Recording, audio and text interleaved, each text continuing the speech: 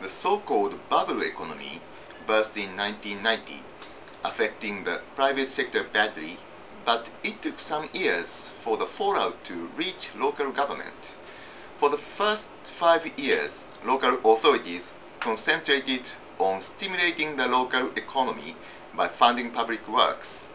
However, after 1995, it became clear that they could not take on further liabilities, and efforts were made at central government as well as at local level to consolidate debt.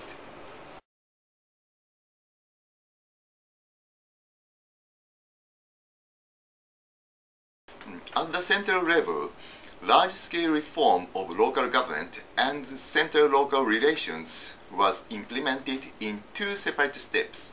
First, there are the decentralization reforms between 1995 and 2000.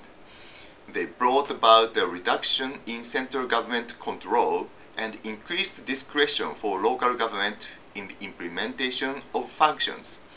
In order to create units of local government capable of taking an increased responsibilities and for the consolidation of debt, voluntary mergers were promoted through offering financial incentives. The result was a reduction by half of the number of the basic unit of local authorities, the municipalities. The second period, dealing with financial and tax reforms, lasted from 2001 to 2006.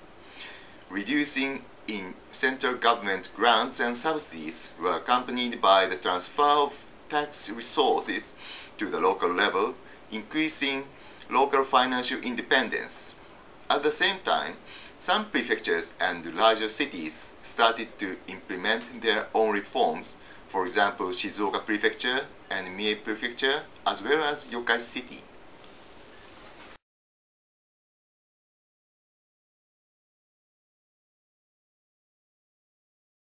Well, the aim to reduce the number of municipalities by about half has certainly been achieved.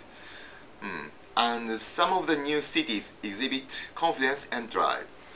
Local authorities reduce salaries and benefits for the employees and reduce staff numbers, although there are limits to staff cuts because they are protected under local public employee status.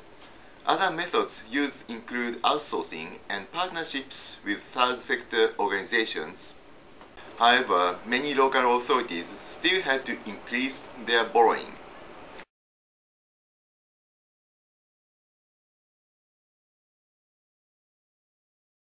Although the manufacturing sector in Japan is famous for its lean management practices, adoption in the public sector is rather patchy. There are examples such as Yokai City and Shizuoka Prefecture, about which we are happy to talk in January.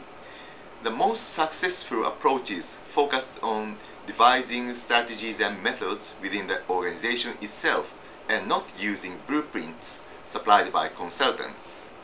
Also, communication with the citizens proved a vital ingredient in which council publications played an important role.